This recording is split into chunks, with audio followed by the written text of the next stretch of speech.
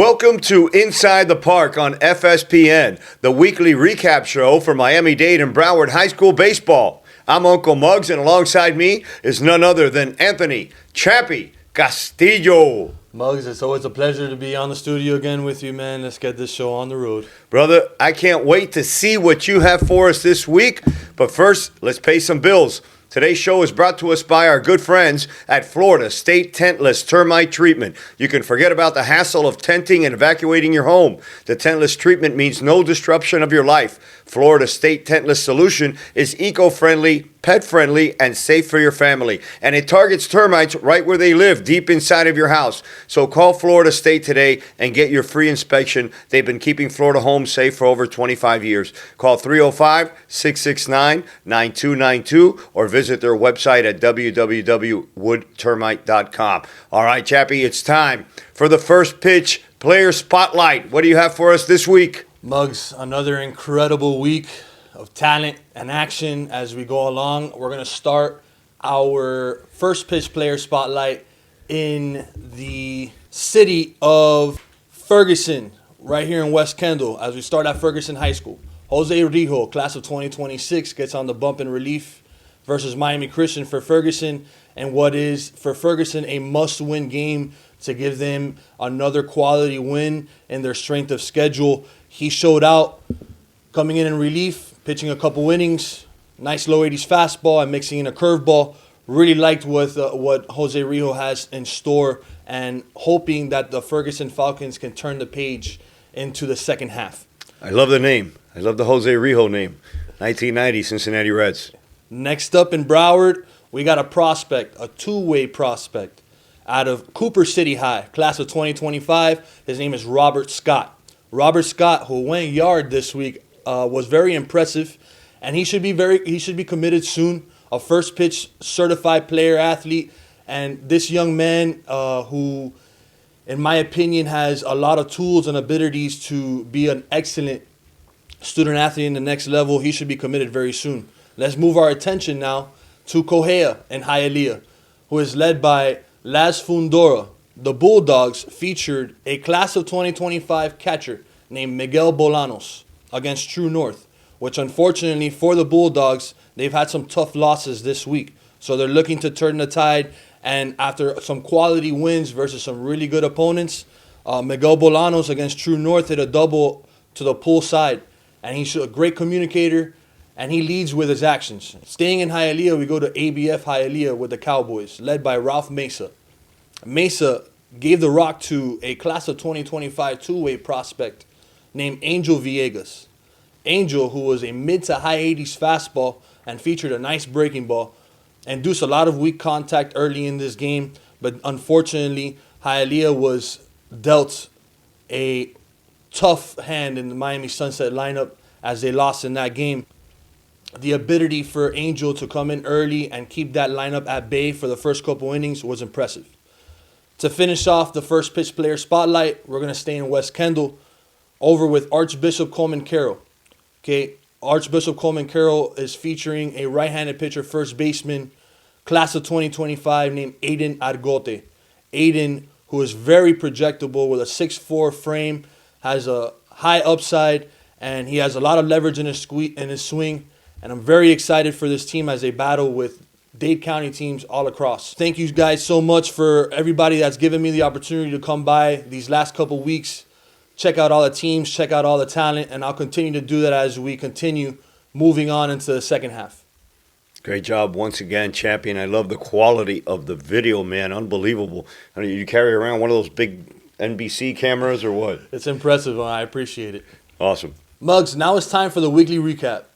And what do you have for us in this 6th week of our season? Yes, sir. The weekly recap. It's where we go over the teams and the weekly scores on games that took place in Miami-Dade and Broward County. Now, most of the teams have played about 12 to 15 games so far.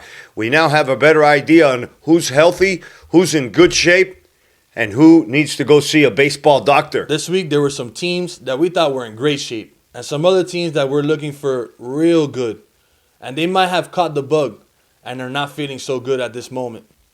Macho, ¿pero qué te pasa, bro? ¿Qué Oh, te pasa? Dr. Chapi, I'm not feeling so good, man. I was feeling good in the beginning of the season, but now no sé lo que me pasa. I had a 12-inning game that lasted 4 hours, y eso me tiene mal, man. I had a walk-off. Let's check you out. A ver, deep breath, a ver. Yo le sé lo que le pasa al loco este. What is it? What is it, doctor? Mach, I'm going to write you a prescription, and you're going to go down to CVS, and you're going to get it down yourself. Made out 500 milligrams of run support oxide. Oh. And there's una cremita también.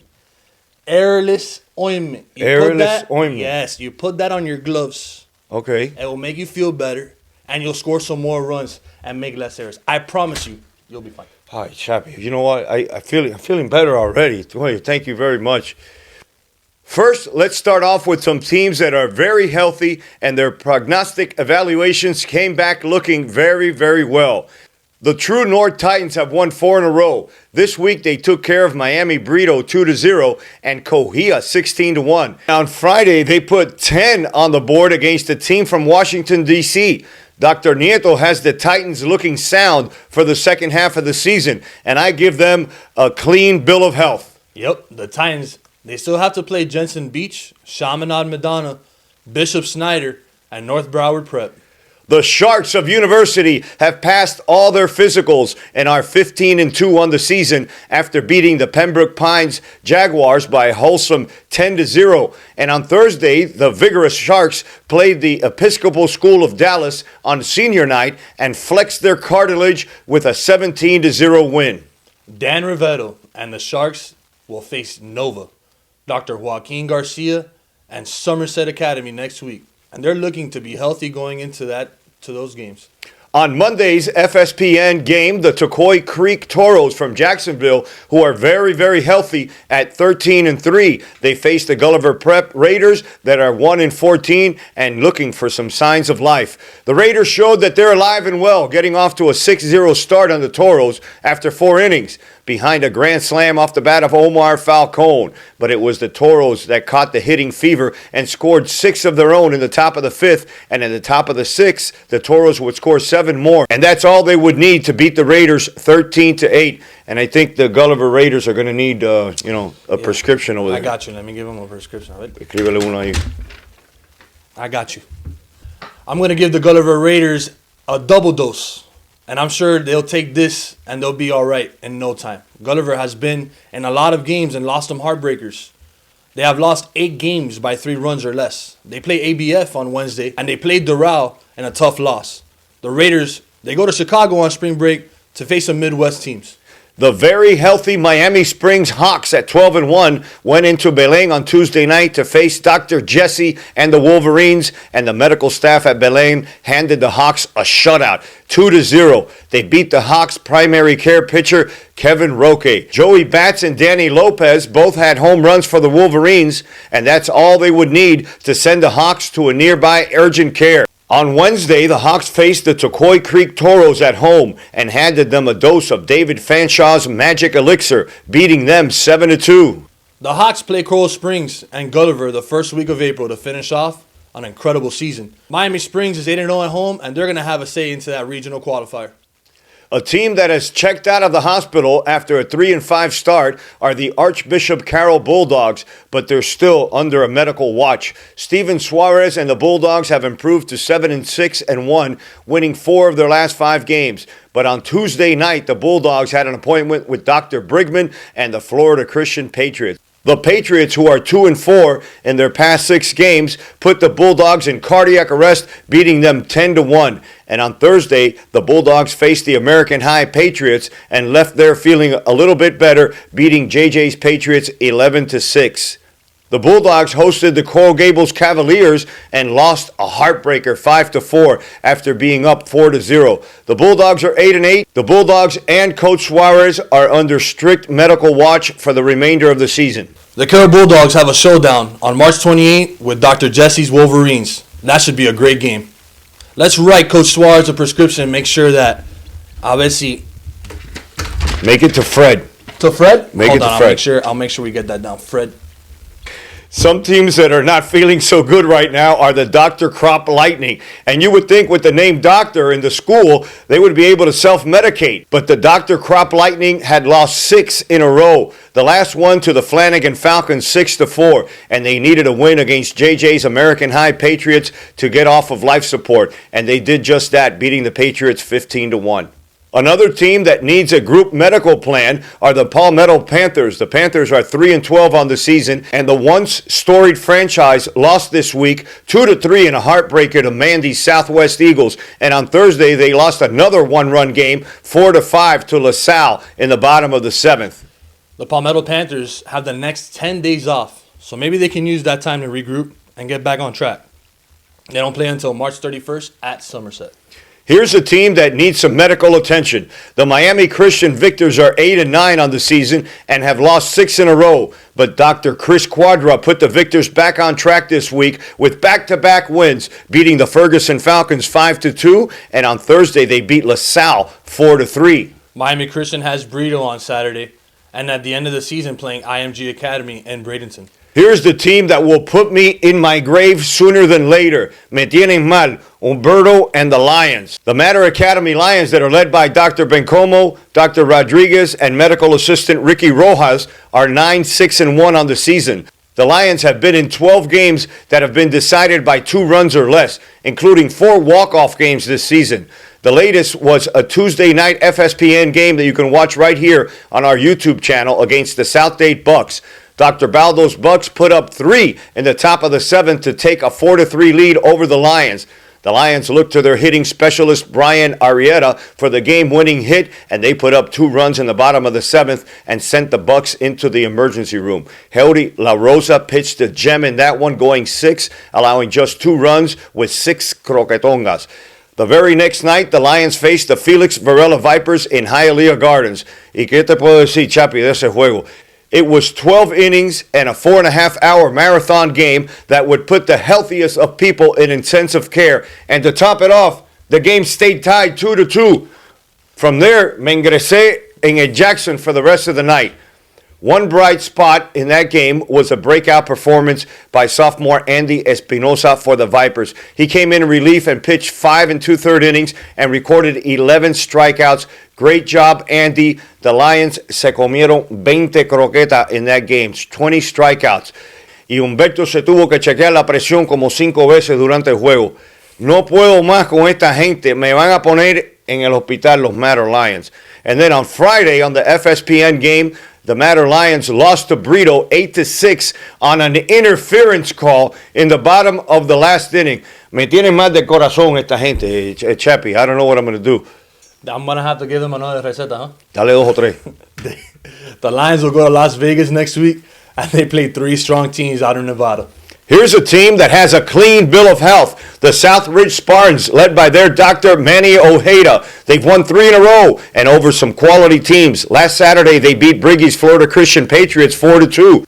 Then on Thursday, they beat the Keys Gate Knights 4-3. And on Friday, they went into San Brendan's and shocked the Sabres 8-6 in 11 innings. After spring break, the Spartans will face Ferguson, South Dade. The Terra Wolves improved to 6-1. They got 1 run in the bottom of the 7th inning to beat the Coral Reef Barracudas 2-1. And Amari Sanchez is doing a great job over there at Terra. On Tuesday, the Chris Leon-led Killian Cougars pulled off the upset, beating the Braddock Bulldogs 5-3 at Braddock. And on Friday, Coach Lyon beat up on his old team, the Coral Reef Barracudas 11-0. And guess what, Killian? You're getting a flag for scoring too many runs. The Cougars have shown next week. The Cougars have a showdown next week against the Belen Wolverines. On Thursday, the LaSalle Royal Lions needed 1 run in the bottom of the 7th to beat the Palmetto Panthers 5-4. Yeah, that was a heartbreaker. We're going to have to write a prescription for Palmetto on that one. Ponle un doble para esa gente. Yeah, no, they're going to need a triple receipt for my boy over there. In other scores from Thursday, the Cavalry Christian Academy Eagles came down to face the Killian Cougars and beat them 8-7 in a game that you can see right here on FSPN. The Eagles are led by a really, really cool coach. His name is Wayne Rosenthal, and they scored in 6 of the 7 innings to beat the Cougars. The Eagles, they play Somerset Academy next week. Well, Chappie, another great week for high school baseball in South Florida. Any more like that, and I'll have to bring a rescue with me to the rest of the games. Next week, FSPN will be in Las Vegas with the Matter Academy Lions, and that should be quite an experience. Oh, hey, let me ask you a question, though. Ahora que tú te vas to Nevada, are you sure that your insurance, el seguro tuyo, covers you? I got to check that. You're going to have to check. Yeah, I'm going to have to check that. The Westminster Christian Warriors will be out there as well, playing the same teams, Faith Lutheran Basic Academy and the Meadows School. This is going to be an incredible week of spring break games for all of these teams that are going to be out of state, going either to Tennessee, to Nevada, and to other great places just to go and play some competitive baseball. Kidding? No, tú estás quemado, papi. It's good. No. Tú sabes que yo te voy a tomar a ti otra receta, ¿sabes? Dame una a mí porque me tienen mal esta gente. Please, everyone, go out. The weather's been really, really nice. Watch some games. These teams are really good. There's tons of talent in Miami-Dade and Broward County. And support your local high school athletics. Remember to subscribe and follow us on Instagram. Stay with us. When we come back, we'll go over the nominees that we have for this year's first annual FESPI Awards. And we'll have the ever-popular Coach's Corner.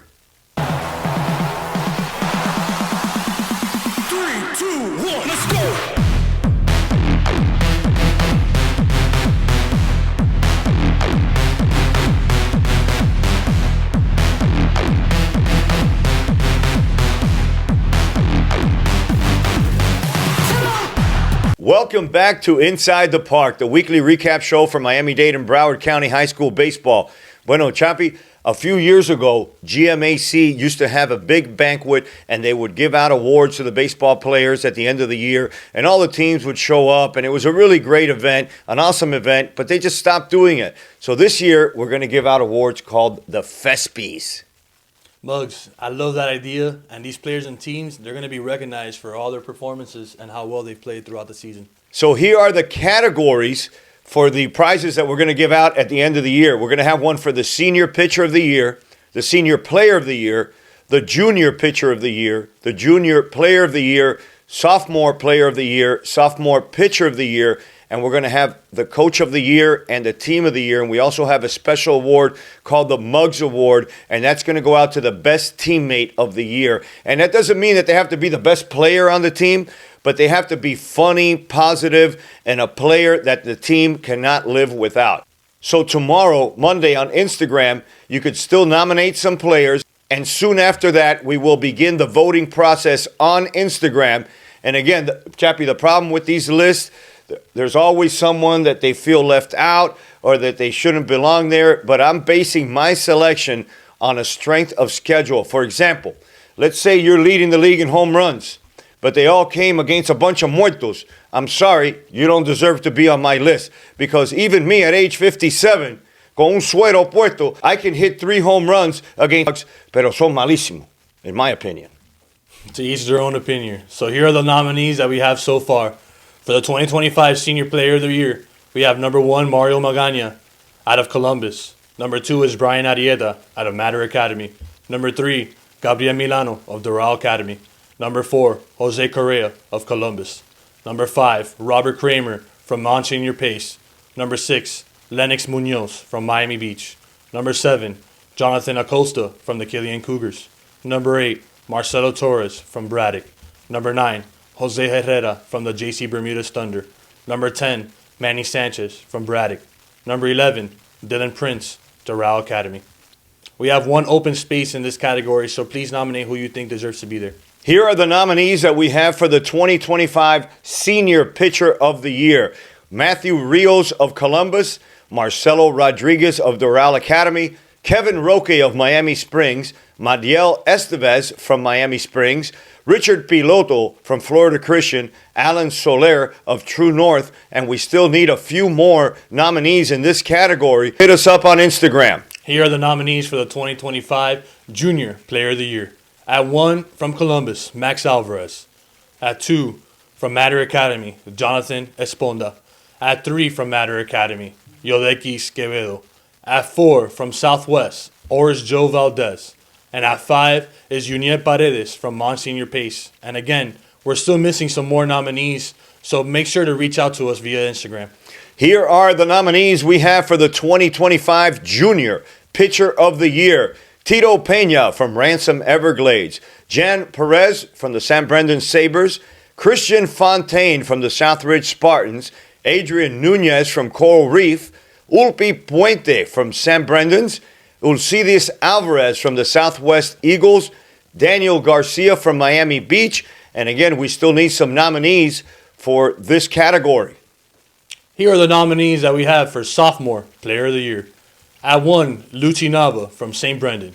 At 2, Jay Cueto from Belen. At 3, Carlos Panda Gutierrez from Southridge. At 4, Giancarlo Garcia from St. Brendan. At 5, Max Rico from Southwest. At 6, Jonathan Paniagua from the Varela Vipers.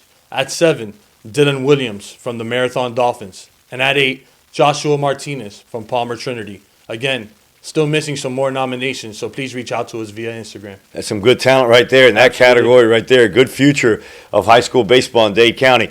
Here are the nominees that we have for the 2025 Sophomore Pitcher of the Year. Number 1 is Andy Espinoza of the Varela Vipers, Gabriel Grandillo of Matter Academy, Ryan Yambes of the Killian Cougars, Isaac Vidal of South Ridge, Jaden Lau from Cohia, Santiago Espana from Miami High, and Cruz Holmes from Key West. And again, we still need some more nominees for these categories. I'm going to post everything up on Instagram, and we should begin the voting by next week. I want to thank everybody for watching, and on behalf of my co-host Chappie Castillo, this is Uncle Mug saying so long, and we'll see you next Sunday inside the park. Please stay tuned, everyone. The popular segment that everyone loves, it's the Coach's Corner, coming up right after this. And you're watching FSPN.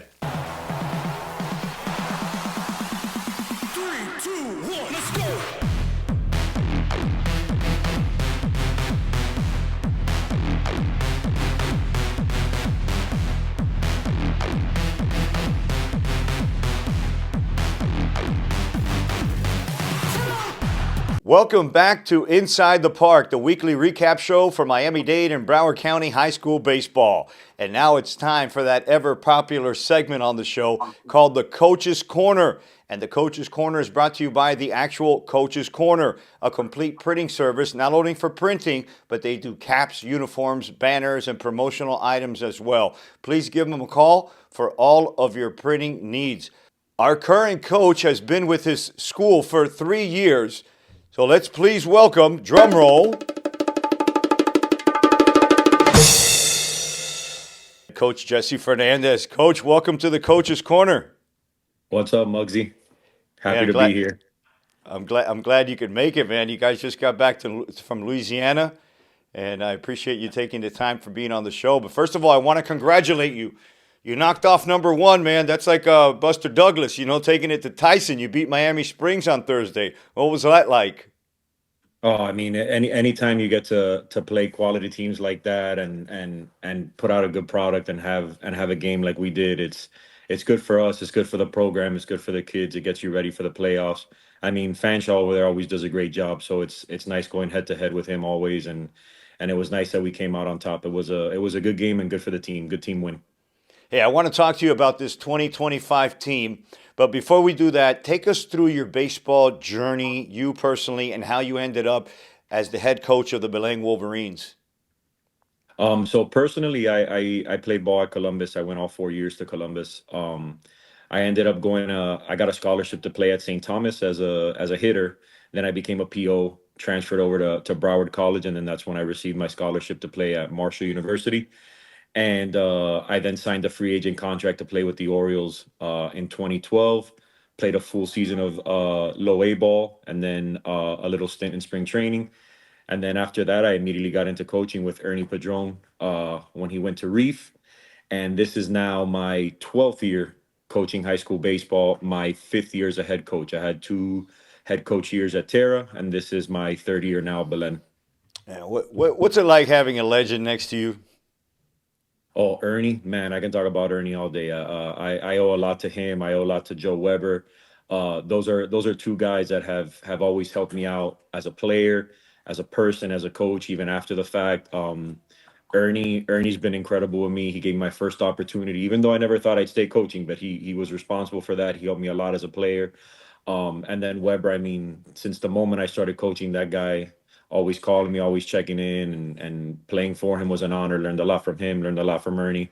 So I've had some good examples in my time in baseball here in Miami.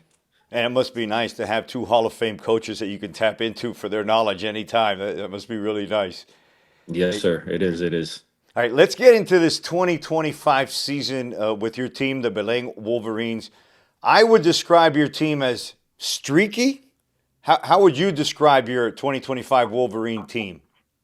I think that's fair to say. I mean, started the season 3-0, had some good wins early on, then entered that gauntlet part of our schedule that has been it's been an eye-opening experience. It's been great, but it was kind of a gauntlet through, I think it was like 8 straight games of top teams.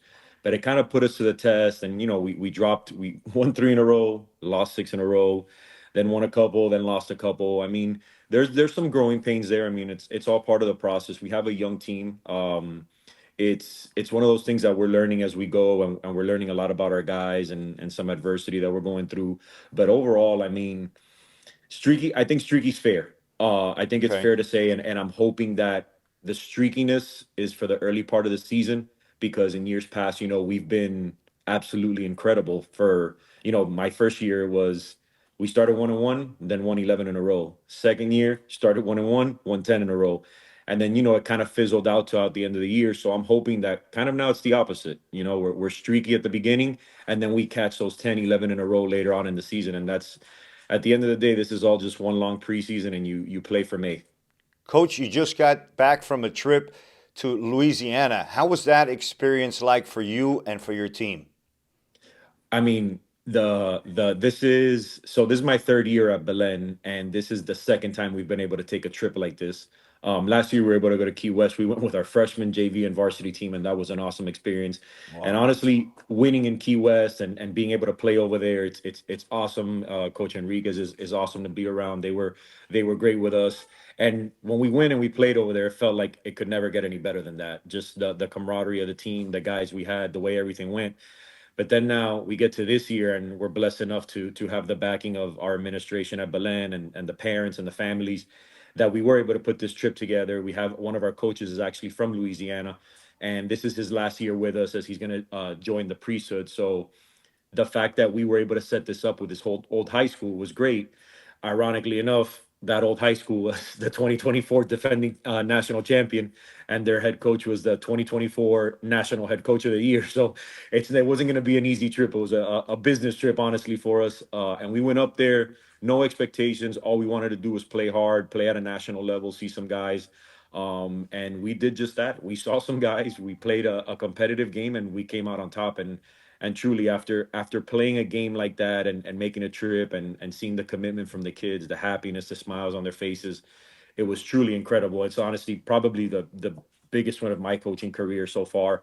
I know I've been doing this for 12 years, and I know that everybody wants a district title, regional title, state title, but sometimes it's those games, those little moments that you have with the kids as a family. And people don't understand, we're with these kids. I'm with these kids more than I am with my own family. So when we're able to do a trip like that, pull off something like that, it's great. I would say they're going to remember this for the rest of their lives. Obviously, we also played Jesuit High School in New Orleans the following day. It didn't go as planned. Um, but again, you're talking about the 2024 national champion, and then you're talking about the 2023 defending state champions of New Orleans. So it was not an easy 2 games for us, but we came out on top of one of the biggest ones probably that these kids will ever have. Hopefully there will be bigger, because that means we've gone far in our season. But I would say this was probably one of the coolest experiences I've had as a coach, as even as a player, and as the leader of a team, to be honest. Coach, let's talk about in detail this current 2025 squad and who are some of the players that have stood out for your Wolverines this year and why. Well, one of them is one of your favorites, Jay Cueto. That's our engine. That's the guy that makes our team run. That's the guy that we build around. That's the guy that we expect the most from, and he's up for the task. I mean, he's a sophomore, but he plays like a senior. It's Yeah. all heart. It's 100 miles an hour. It's honestly, it's a coach's dream to have a kid like that. We have a kid behind the plate, another young guy, sophomore Jose Bautista, who was on varsity last year. I think maybe had one at bat. Young guy, just wanted to give him some experience, and he leads our team in home runs this year. I think the future for that kid is absolutely incredible. You mean you have those guys up the middle, you have him behind the plate, you have Jake in center field, and then one of the two guys that have been a pleasant surprise. One of them is our ace Frankie Alemang. I thought I've coached bulldogs in the past. You refer to a kid as a bulldog, and I thought I've had some in the past, but to be honest, this kid is just about. If you look up the definition of a bulldog on the mound, it's Frankie Alemang, and he's been incredible. And the pleasant surprise really has been our shortstop, Danny Lopez. He was a kid that has been on varsity since his sophomore year. Kind of always was behind Brandon DeGoty, so it was kind of like always behind that shadow. Never really got his opportunity. This year, even in the fall, just really wasn't really what we wanted him to be, but he kept battling, kept battling. Season started, and this kid is, I mean, he deserves, honestly, I know how voting goes, and I know that there's still 8, 9 games left in the season, playoffs and all that.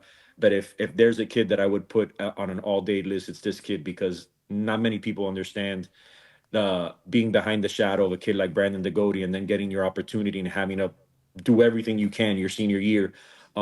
He's not a kid that will probably go to play college baseball. So the fact that he's here, he's a 5.0 student, an incredible character kid. Literally, he is the definition of what you want a Belen kid to be. And the fact that he's been able to do all of this in just 1 year is like, man, this kid deserves everything he's getting. And he's been probably the biggest surprise on our team. And I'm super happy for him because he is an incredible kid. Well, I personally like watching your team. I mean, you guys are in every game. You're gritty, and you got a third baseman over there that can hit. You mentioned Joey Bats behind the plate. I like watching him.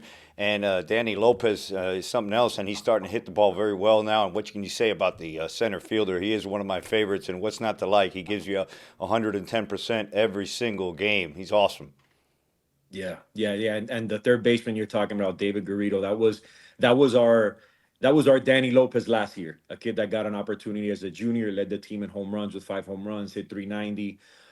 He is our heart. He's the heart and soul of our team. Because as long as you have that guy in your dugout, he's the guy that's ready to do anything for the team. He's the guy that's ready to go to war. He's honestly probably one of the better teammates I've ever been around, I've ever seen, especially from a 17, 18-year-old kid. Yeah. He's a true young man, and honestly, it's a joy to coach him as well. And the same way I talk about Jake, I talk about JB, I talk about Danny Lopez. Garrido falls in that category too, with just one of those guys that he's we're nothing without him because Yeah. that heartbeat is truly special. And then you have some other role players that just fit your mold, like Gross and Del Pino. And it just seems like you have a great mold going on there, and you guys are going to be really good in the next couple of years to come. I guarantee you that. Yeah, that's the plan. We're now getting to year number three. It's no more of that excuse of like, man, I want to start molding my guys. I want to start building that culture. Now it's more about a little more action. And guys like Delpino have shaped the way. I've had Delpino on varsity since my first year. He was a sophomore. Gross is a guy that came up from JV this year. The kid just hits left and right. We have another young guy that came from JV, Julian Albert, which got in the lineup, put him in the 9 hole, and he's been an absolute spark plug for us. We have Amaury Gonzalez in left field right now, which is a guy that didn't start playing in the beginning of the year. But when you have a roster like we do, and like you said, we were streaky. You need to find guys. We have that core 4 or 5 guys. Now it's my job as a coach, our job as a coaching staff to find those other 4 or 5 guys to get us to that starting nine that are going to make us special. Hopefully. All right. I wish you the best. Listen, tell us something about Belen, the school, and what would you tell a student or a parent that's thinking about going to Belen? Yeah, so it's always funny because there's a lot of people that ask me this question because everybody knows I went to Columbus. So when they ask me this question, it's like, man, it must be hard for you to answer. And to be honest, it's not. Both schools have great qualities. Both schools have great things. But to be honest, something I've seen about Belen, the fact that you can start Belen in sixth grade, the fact that you can be involved with that same group of guys for 7 years and build that brotherhood and academically it's absolutely incredible. The everything the kids do in school, the way the administration, the teachers are involved, the way that even me as myself, I'm a PE coach at the school as well, and the way you interact with the kids all day, the way the atmosphere is, the connections you have, the truly Belen is a very special place. And I am not just saying that because I'm the coach, because whether I'm the coach or not, now that I've been inside those doors and those hallways, truly it's a special place to be, and it's only getting better. I mean, I'm sure the baseball world is really small, so I know everybody knows we're doing the new stadium. I'm sure people have seen little bits and pieces of it. I know we're waiting for it to be done, but I truly believe that once that field is done and this program really hits the ground running, I truly believe it's going to be one of the most special places in South Florida and even in the country. And at least, to be honest, that's my goal. Maybe it's a big goal, but as I heard a coach once say, if your goals aren't big enough and people aren't laughing at them, then they're not big enough. So truly, I think Belen's going to be the place to be, and it's going to be a premier spot for years to come. All right, so let's talk about those goals and the ambitions in the strength of schedule that you put together. I mean, you've played some powerhouse teams, and you still have a few teams left to go that are very respectable teams, very formidable opponents. What can you tell us about that, and what thought process you had of putting that schedule together in the beginning of the year? The thought process is truly that I'm just a lunatic. The I put the schedule together, and you see your guys year round, and you're a little biased because you're around them so much that you're like, man, we're pretty good. Like you play fall games. A lot of the teams obviously aren't complete in the fall, but you play some fall games, and you start to see like, man, we have some talent. We can make something happen here. Then you schedule Matter. You're going to the Florida Christian tournament, which I love playing at Florida Christian. We get to play Florida Christian. Then I love to play Leon at Killian. Then all of a sudden it's like, man, let me see if I can get a hold of Stoneman Douglas. Then you get that itch. You get a Stoneman Douglas. It's like, oh man, let's make this really cool. Let me call Cardinal Newman. Then it's like, this is pretty awesome. Let's see if we can get Pace in that same schedule. Let's see if we can get Ralph at Doral, which I haven't played in 2 years. And then it starts to come, and before you know it, I've played 20 games, and of the first 10 games of the season, we had 8 teams in the top 25. Miami Christian, I mean, the list goes on and on. St. Brendan, all those teams. The beauty of it is, I know that if you're struggling, and we lost 6 in a row, and we were down in the dumps, but we stayed positive because we knew the challenge we put the kids up to, and at the end of the day, that falls on my shoulders, and we look at these kids, and it's like, yeah, I want to beat Doral, yes, I want to beat Stoneman Douglas, I want to beat Westminster, I want to beat all these guys. But the truth is, it's a gauntlet, and you're asking a lot. You're asking a lot of these kids, and it's day in and day out. The beauty of it is we never got down enough to where it was just getting our butts beat, getting our butts beat, getting our butts beat. We were in games, we were playing tough, and then we get to some big games, and now all of a sudden it's like, man, we've been in a playoff atmosphere for 3 weeks. This is nothing. I mean, we went up to Catholic, and it can be intimidating. You get off the bus and you're staring at a massive orange sign that says 2024 national champions. Yeah. You're standing at home plate and you're hitting and you're looking at their pitcher. It's a 6'5" lefty throwing 88, 90, and right behind them is the scoreboard, and on the bottom of the scoreboard it also says 2024 national champions, and you're seeing 15 state championships, you're seeing coach of the year. And I told the kids, I go, look, are we going to be in a state championship game? I'm not sure. High school baseball, especially in South Florida, is super unpredictable, but all these moments, these little moments throughout the entire season, is what kind of gets you ready for that moment. And even a game like Catholic, we went up there with no expectations, and we walked out of there saying, you want to know what a state championship game feels like? This is it right here. You're in it. So I guess, am I a lunatic? Yes, I am. But I the love truth it. is, like I told you, it's play for May, and everything you do now, it's a preseason and getting these boys ready for May. And it doesn't take a genius to see your passion, and you really love what you're doing, Jesse. I do. This is my life, and I wouldn't trade it for anything in the world. Awesome. Well, I wish you the best the remainder of the season. The best of luck to you guys. I hope I can come out and catch a couple more games. But now it's time to have some fun. Enough about baseball. We have a segment on the show called the Change Up, and it's where we ask you some questions that have absolutely nothing to do with baseball in a way for our viewers and your fans to get to know Coach Fernandez a little better. Are you ready? Yes, sir. All right. Is Coach Fernandez a Starbucks guy, Dunkin' Donuts, or do you get your little cafecito at the window? If I had to pick between the three, I'd take that cafecito at the window, but I'm truly not a coffee drinker. So I'm going to pick Dunkin' Donuts just because I like the breakfast way better at Dunkin' Donuts. All right. And so when you're not coaching and it's the off season and Coach Fernandez just wants to chill, what's your favorite vacation destination and why? I actually don't even know what an off season is. But for the sake for the sake of this, I'll tell you. I would say probably my favorite destination has probably been one of the best trips I ever took was Greece. So I mean, as if I could do that Oh, again yearly, I mean, I don't think it gets better than that. But that was nice. probably my favorite trip, and if I could do that over and over, I would. But I do just like a little downtime. Usually, try to take at the end of the summer, try to take a little 2 week vacation because honestly, I want to say the first 2 weeks of August is the only time I'm off throughout the entire year.